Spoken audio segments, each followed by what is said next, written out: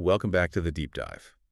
So you sent us 5 pairs of words that look, so similar they trip up even the most seasoned writer. They really do. And this isn't just about typos. It's about these little micro ambiguities that can instantly erode trust in what you're saying. That's absolutely the mission here. We're doing a kind of linguistic triage. Yeah. When you have words that share, 90% of their letters, that last 10% is everything, we want to give you that immediate clarity. A kind of clarity that gets rid of the friction. Exactly. Information friction. It just makes you sound impeccably sharp no matter the context. I love that. A linguistic fast track to precision.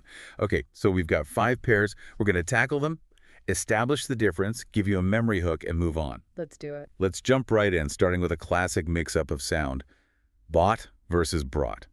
This one, it usually happens because people are speaking quickly, but the root action is completely different. Right. If you just look at the spelling, the difference is that one single crucial R. Okay, so we have B-O-U-G-H-T and then B-R-O-U-G-H-T.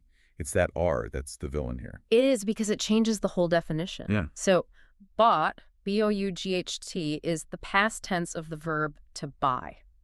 It's all about acquisition, getting something. Okay, so the core idea is ownership changing hands. Like, I bought a round of coffees for the team this morning. Exactly. Now you add that R, you get brought, B-R-U-G-H-T, which is the past tense of the verb to bring.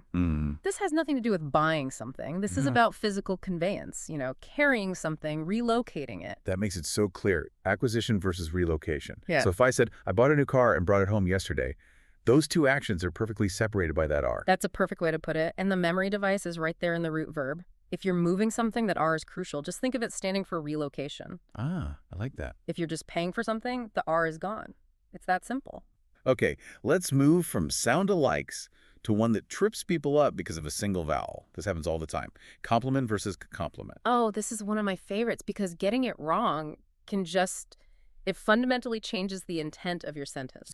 Just that E versus I. That's it. So let's start with the one that deals with people. Compliment with an I. What's its job? So the one with the I is an expression of praise, admiration. You're giving someone kudos. If you're complimenting someone, you're just, saying something nice about them or their work. Right. For example, the CEO paid her a huge compliment on the clarity of our quarterly report. That's praise. Precisely. Now, if we switch that I to an E, compliment with an E, we're describing something that completes or enhances something else. Okay. Something that makes it perfect when they're combined. So you might say the rich blue paint color perfectly complements the gold hardware in the lobby. They complete each other. Yes. Or in a business context, her background in marketing strategy complements the team's analytical skills. They fill in the gaps for each other. And the mistake. Oh, the mistake can be huge. Imagine you write in a performance review that the new hire's skills complement the team. Oh, no. You're saying their skills are praising the team, which is just, it's awkward, confusing. That raises the stakes immediately. Okay, we need a way to lock in that E versus I difference for good. The classic mnemonic is honestly the best one. Compliment has an I in it. It's about I, me, or you as an individual receiving praise. E is for everything completing the set or making things equal. Just remember, I for you, E for everything else. Simple, effective. I love it. Okay, let's move to our third pair. This one is super high stakes in tech, data science, any business strategy, really. Yeah. Discrete versus discrete. This one is tricky. Both are totally valid words, but they are just miles apart in meaning. And the spelling is so close. It is. We're looking at D-I-S-C-R-E-T-E versus D-I-S-C-R-E-E-T. So single E versus the double E. Let's start with a single E. Discrete. What's that about? Discrete, the ETE one means separate and distinct, individually unique. If you're talking about discrete variables and stats, you mean elements you can count. They're separated. Ah, so it's about separation, singularity. Like the project was broken down into 5 discrete modules, each with its own budget. They're separate units. Exactly. Separation is the key. Now, discrete, D-I-S-C-R-E-E-T, that means prudent, reserved, careful in what you say or do. Right. Especially if you're trying to, maintain secrecy or not draw attention. It's about being cautious. So our team needed to make a highly discreet inquiry into the competition's pricing. That's all about secrecy and being careful. And this is where the confusion can be, well, disastrous. Imagine you tell a coder, make sure these variables are handled discreetly. Oh boy. They're going to wonder why you want them to be secretive about the code when what you probably meant was they need to be discrete, separate, and unique in the system. That's a perfect example. That kind of linguistic ambiguity could lead to actual coding errors. Okay, let's shift gears now to something purely grammatical, but it trips up even powerful speakers all the time. Drank versus drunk. Yes, this is a classic. It's a linguistic rule that I think a lot of us we forget it from school. We're dealing with D-R-A-N-K and D-R-U-N-K. Okay, they're both past forms of to drink, but you can't just swap them. Why do they both even exist? Because English has what we call strong verbs. It's where the vowel changes to show tense. So you have drink, drank, drunk. Right. Drank with the A is the simple past tense. It's an action that was completed in the past and it stands alone. No help needed. So, I drank 2 liters of water during the hike. Done. Finished. Precisely. Now, drunk with the U is the past participle. And this is the key insight.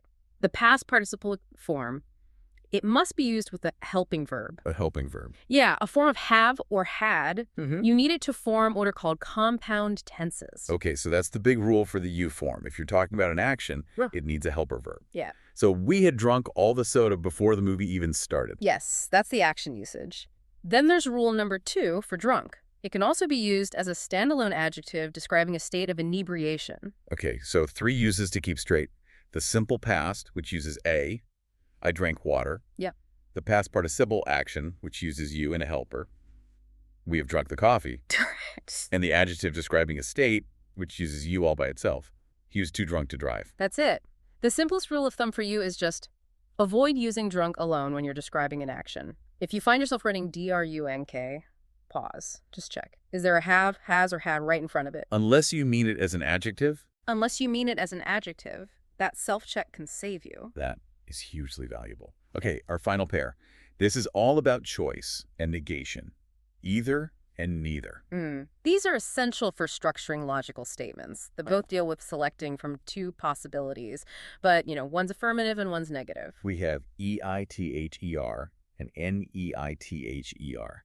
And that N on neither is a pretty clear signal for negation. It's a dead giveaway.